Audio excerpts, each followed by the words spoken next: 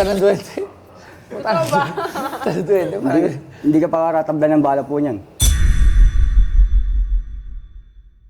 Paano yung dinukot yung mata ng duwende? Nilagay dyan? Nilagay po dyan. Anong ibenta mo? Dito lang sa Pinay Stars. Brother, Ganda nga po, sir. taga saan ka? Pangalan? Tarlac po. Ronald. Ronald. Ronald Tarlac. Lopez. Anong kinakain mo? Yung yung yema. Anong dala mo sa atin ngayon? Benta nga sa kanang po kasi. Ano yan? Anting-anting boss. Anting-anting. Tingnan natin. Anting-anting. Sumaman ako. Mata po ng duwende yan.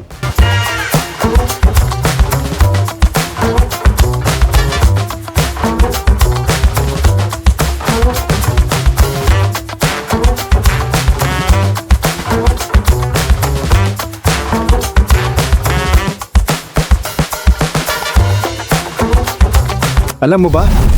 Ang anting-anting ay isang uri ng pampaswerte o proteksyon na ginagamit sa kultura ng Pilipinas. Kadalasan, ito ay isang maliit na bagay o alahas na may mistikong kapangyarihan. Ayon sa mga paniniwala, ang mata ng duwende ay isang uri ng anting-anting na kadalasang ibinebenta ng mga mangangalakal ng mga mistikal na bagay. Kadalasan, ang mata ng duwende ay isang maliit na bilog o hugis mata na gawa sa kahoy, bato, o iba pang materyales na itinuturing na may kahalagahan sa mga tao na naniniwala sa mga espiritual na aspeto ng buhay. Sa kultura ng mga Filipino, ang mga anting-anting tulad ng mata ng duwende ay pinaniniwalaang may kakayahang magbigay ng proteksyon laban sa masamang espiritu. At ang binibenta sa PP Stars ay ang anting-anting na mata ng duwende.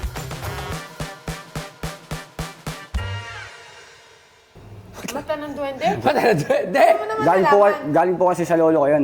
Sa ninuno ng ano ko. Nanay ko po. Mata ng duwende? Opo. Mata ng duwende.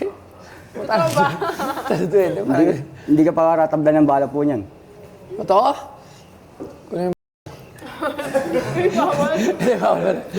Mata ng duwende. Kakaiba siya, pero parang nakakatakot nga siya. Paano yung dinukot yung mata ng duwende? Nilagay dyan? Nilagay po dyan. Kanina naman galing to? Sa ninuno ko po. Totoo ba?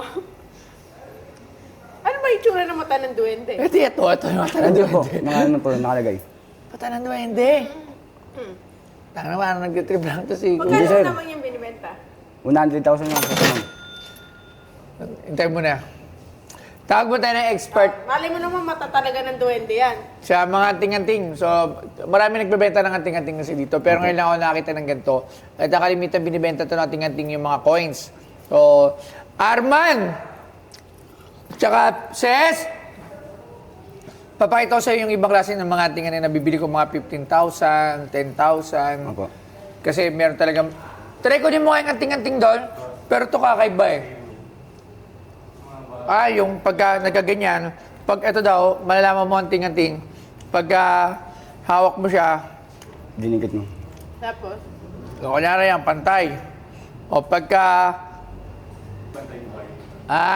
pagka nagpantay, Buhay. suot natin Pantay, pag pantay, Eh di hindi buhay.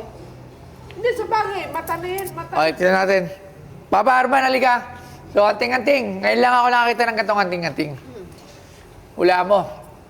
Mata ng duwende. Paano nakuha pala yung mata ng duwende? Sa Job? Sa ninuno ko po na yun, ng lolo ko eh. Hindi nga, paano nakwento ba niya sa'yo? Paano niya nakuha yung mata ng duwende? Opo. Paano? Nakuha po yan sa ng puno, sa likod ng puno. Yung duwende. Duwende po. Tapos, paano kinuha yung mata? Kinuha po yung mata ng duwende. Namatay na yung duwende, tapos kinuha yung mata. Hindi po, yun ang ng duwende. Pinakawalan din po.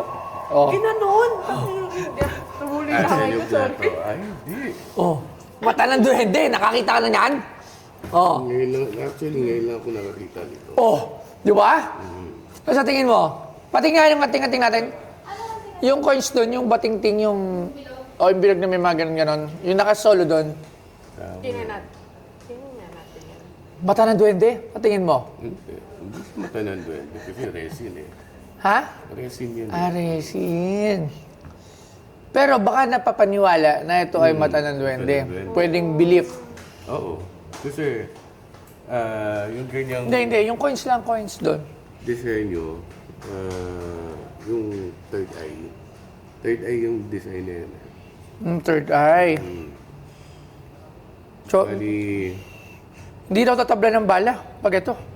Pwede mo ba hindi ko i-testing sa'yo? alam. Yan ang di ko alam kasi hindi pa ako talaga nakasubok sa ganyan. Ano sa tingin mo to? Sa tingin ko, valuable naman para sa mga kolektor ng mga anting-anting. Ano? Ito, meron siya sa Lazada. Meron sa Lazada. Ano? Meron sa Lazada. Ito ay mabisa for financial at protection. Ibig sabihin, anting-anting talaga. Pero hindi to, bra, magkano mga ganito? Wala eh. Usually mga ganito, 150, 200. Hindi. Ayun, 300 nga eh. Tatluhan. 100 isa. Oo, yan. 150, 200. Ganyan yan. Sa Quiapo, marami Tingnan ka? yan eh. Yan, tingnan ka. Hindi, yun nandun sa sa Tupperware na malaki.